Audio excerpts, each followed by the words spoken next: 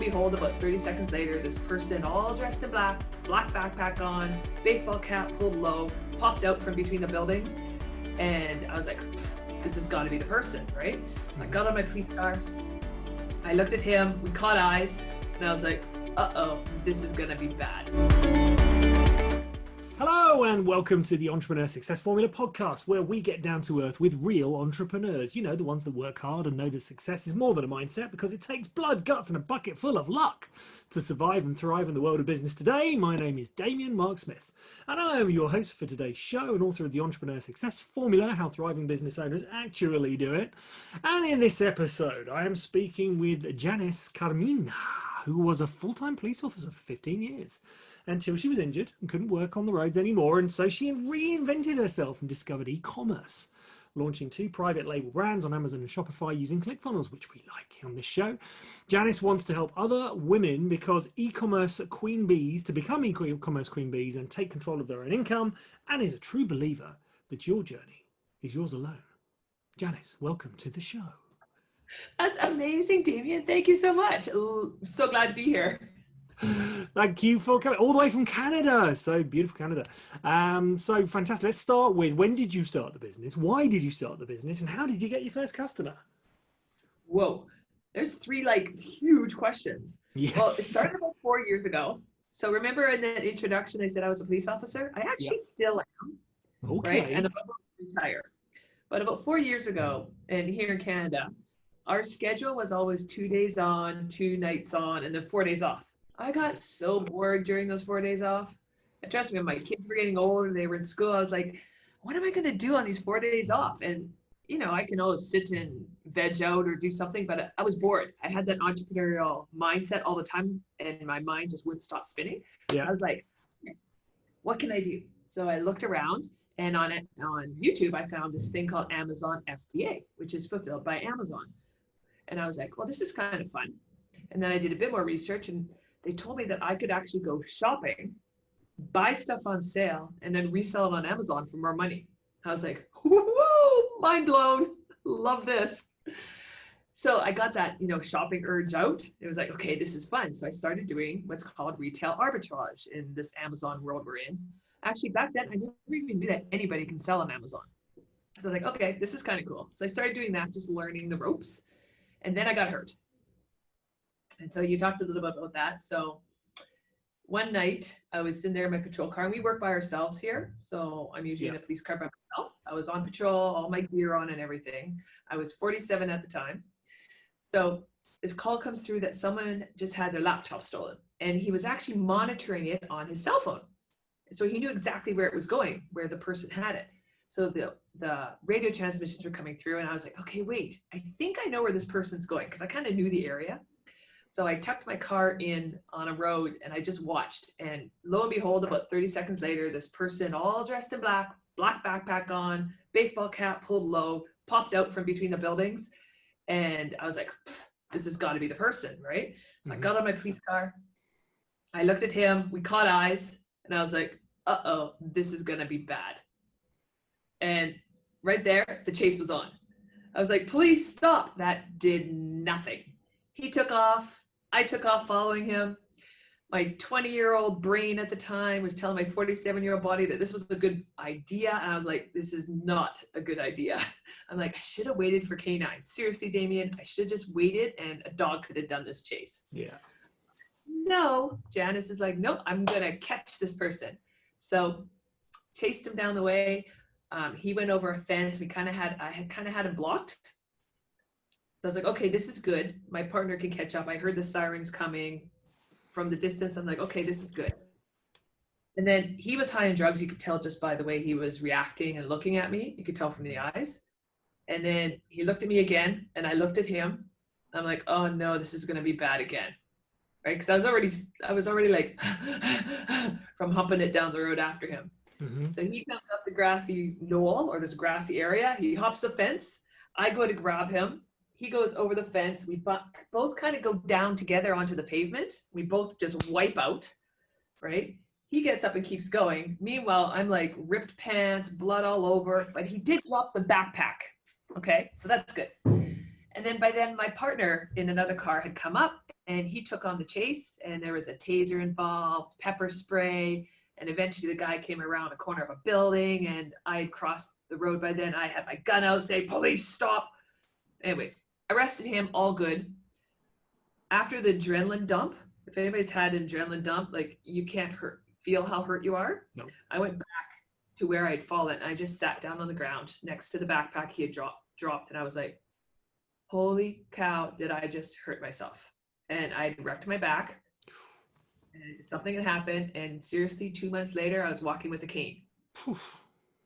Now they've got me diagnosed with chronic pain syndrome, central sensitization.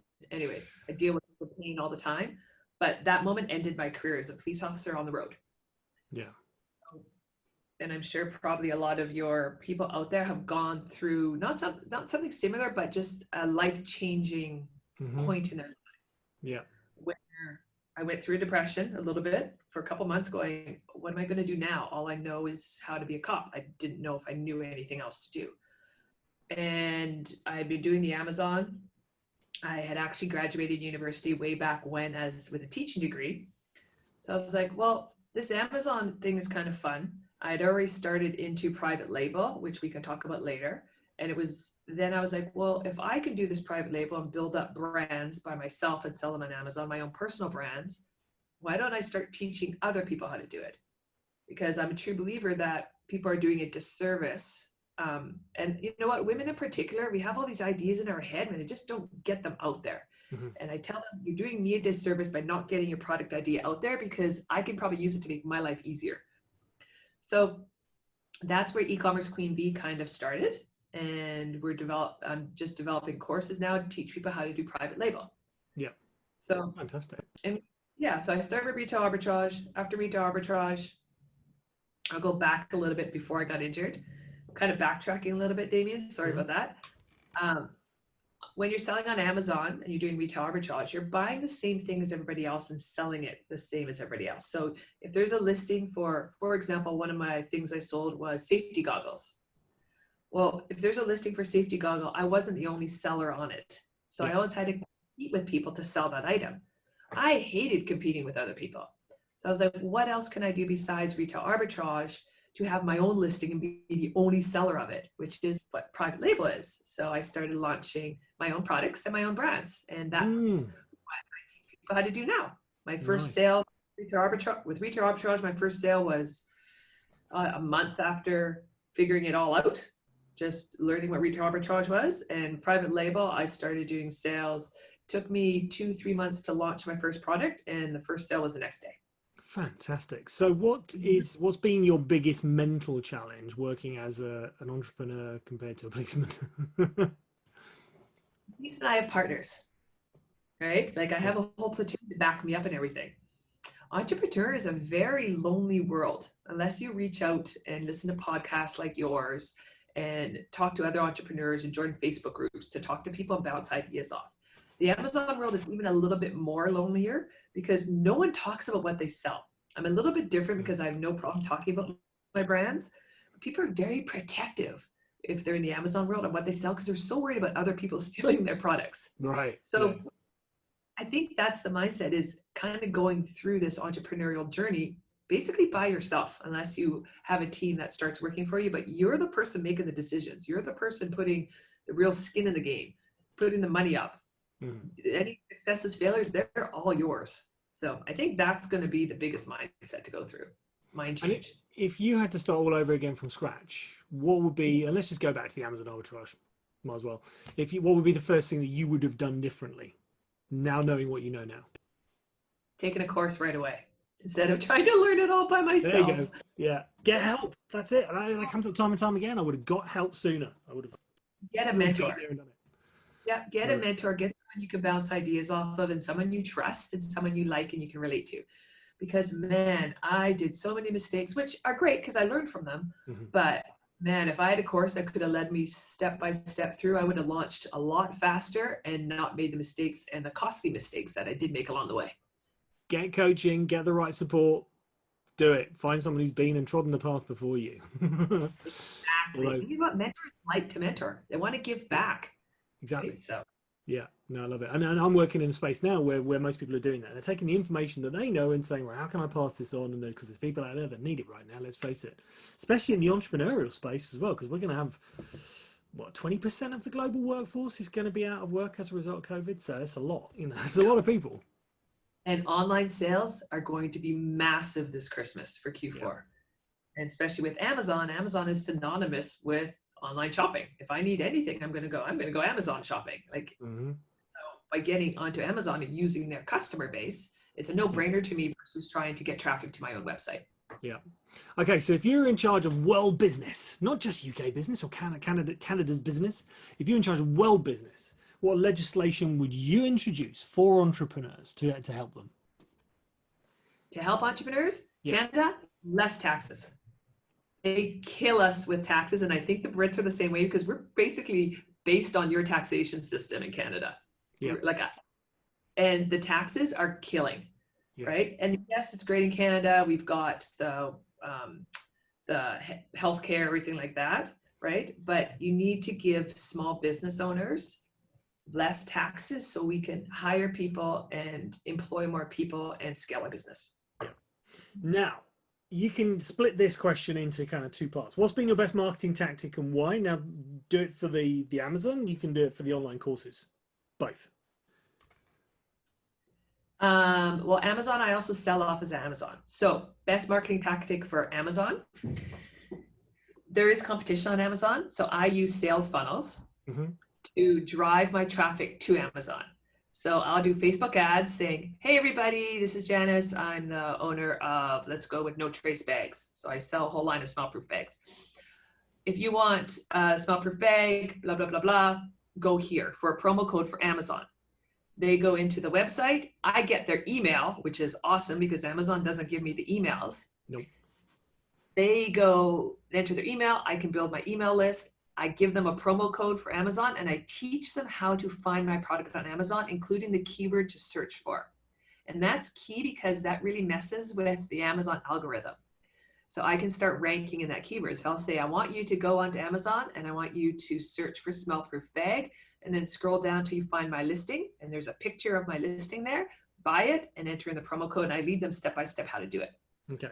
So the great thing about that is, again, I improve my ranking on Amazon. So I get the organic sales now and I get the keyword ranking, which is what I'm looking for. Nice. And are you going to do something similar with your courses, do you think? Pardon? Are you going to do something similar with your courses? Facebook ads, ClickFunnels? I do already. Yeah. So yes, we use sales funnels to the courses and then the courses are all in Thinkific. And then I use Slack actually for our mastermind groups. So if you're in the courses, then it comes into a mastermind group. I do a free giveaway. So I do have a free boot camp right now on sales funnel through the sales funnel aspect of it. So people enter in for the free boot camp. Again, I get their information. They get a series of emails to them with the videos of the boot camp, just give them a taste of me and my videos and how I teach and everything like that. And then I start upselling them on a medium course, which is $49, and then a larger course, which is $749. And I keep it all in Canadian dollars because I'm targeting the marketplace right now. Yeah. But my courses all apply for anywhere, the States or anything, because it's not specific to Canada except for the one video on taxes, again, how to pay taxes. But other than that, it can be applied for everywhere. Nice. And can we include the links to that in the show notes, just so that everyone can have a look at those as well? Yeah, the bootcamp is www.ecommercequeenbee.com/bootcamp. And then if you just go on the website, again, in the show notes down below, you can see it all. Fantastic. So what has been your favorite business book and why? So we talked about sales funnels earlier. I do have to say, I do really enjoy Russell Brunson's The Expert Secrets. And I'm not a total funnel hacker, but that book is a lot about mindset of realizing that you are an expert in your topic or in your subject and people want to know what you can be. I knew you would have it. Expert Secrets was my favorite. Yeah. I really like Traffic Secrets. That's kind of probably my favorite. I think they're all pretty good, aren't they? Let's face it. I haven't totally gotten into Traffic Secrets yet. I've read Expert Secrets, I don't know how many times. Yeah, it's amazing, isn't it? I love Russell. It's fantastic. I'll have to send this to him. Marketing team that does Traffic Secrets for me. So Yeah. Okay, so are you a night owl or are you an early bird? Total night owl. Total. I hate Okay. early mornings. So what's And your actually, nighttime routine? Do you have one for your business? a nighttime routine. Yeah. I think the nighttime routine is more of doing the social media. Mhm. So I try to stay in my zone of genius. I don't build my funnels. I do my copy for emails and stuff, but I have a team that builds the funnels for me because they're just so much better at it than me. I'd rather pay them to do it. So nighttime is sitting on the couch, or I'm actually moving onto a boat right now, or I sit on the boat Mm. and yeah, I know. And I look out at the ocean and stars, and I just got my laptop because being in this business, I'm a laptop nomad. I can work anywhere, right? And I usually have my cup of tea with me, and I'm just answering emails and answering Facebook questions and everything like that, because that's what I truly enjoy doing, is helping people, right? And people are messaging me with questions, and I answer them. I pop into Slack, the mastermind group. I see what's happening. And then after doing that, then I get into my most kind of my inspirational ideas about how to put out more information out there. So whether I do the script for a new YouTube video or anything like that, and then I plan my day for the next day. Fantastic. I like that. And then, like going on podcasts, that's always a good one. And there's a tip for some people out there. It's like you can come on the podcast and you can talk about what you do. That's a good Oh, way to it's get so much fun. it's so much fun as well. So, what do you think? And this is an interesting one, especially in the online learning space. What do you think your business industry will look like in 50 years from now? And you can include the Amazon in that as well if you wish. In how many years? 50. So a long time in the future when AI has taken over the world. I don't know if Amazon will exist. Interesting. I Yeah. think I think there's going to be so much competition because I know Walmart's putting their hat in the game now. I can see Google getting into the shopping Facebook. space more. Yeah. Facebook's already in it, the marketplace, but Yeah, yeah. it's going to be interesting. Jeff Bezos is going to have his satellites up running the world with Yeah. regards to Wi-Fi, You heard it and here first, guys. yeah, Starlink is going to be going, so I can be working anywhere, and I do plan on being around in 50 years because if not, my brain will be frozen someplace so they can come back out. I don't know if my kids will allow that, but so I think Amazon will be interesting, and I think there'll be lots of other marketplaces for Yeah. online. I think we're probably, and this is way out there, I think we'll probably, just talking and our minds will just order things, which is a bit scary. Yeah. But I think online courses will still be there, just a little bit different. I think, Holographic. holographic. Yeah, Me in holographic. your room teaching. I don't know. Yeah, well, yeah, Tony Robbins did it recently, didn't he? He had the hologram. Did you see that? Yeah, That was really cool. exactly. So it's going to be an interesting world that we live in 50 years, because look how far we've come in the last 50. I never had a laptop in high school, never had computers. We were just starting. Do you remember that old program? We would create a little 5-line program that would repeat our name over and over and over and over again on the screen. That was like, what? now look at Watch it. look at us. You're in the UK, I'm in Canada. We're just chatting back and forth. So it's going to be awesome. Love it.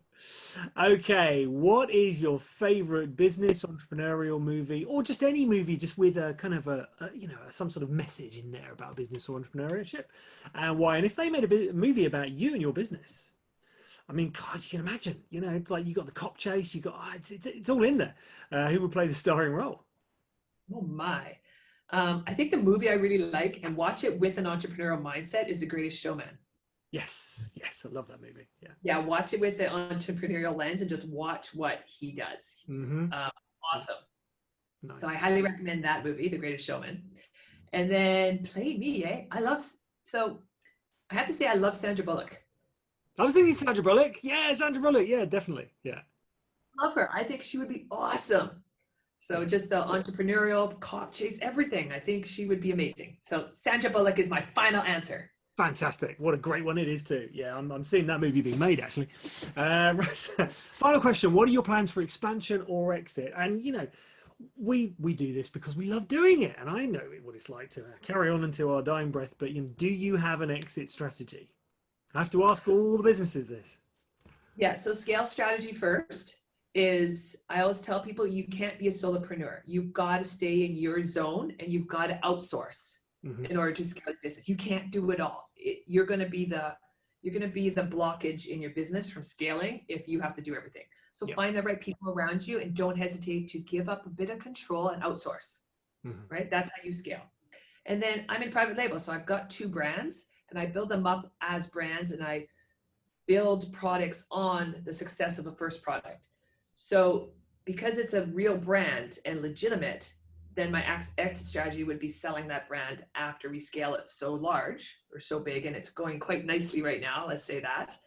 And I can sell the whole brand and then I will be gone. So again, I'm moving on to a boat. I live on Vancouver Island. I say 5 years time, as soon as my daughter graduates high school, my husband and I are heading north up through Alaska, across the Bering Land Bridge, because I haven't done that on boat before, down Siberia, which I think will be amazing, to Japan, and we're going to go hang out in the Philippines and Thailand, because I haven't been there. So love it, love it, love it, love it, love it. That's brilliant. That's the plan. Fantastic.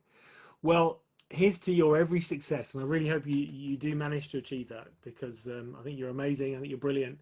And if our listeners want to get in touch with you, Janis, how do they do it?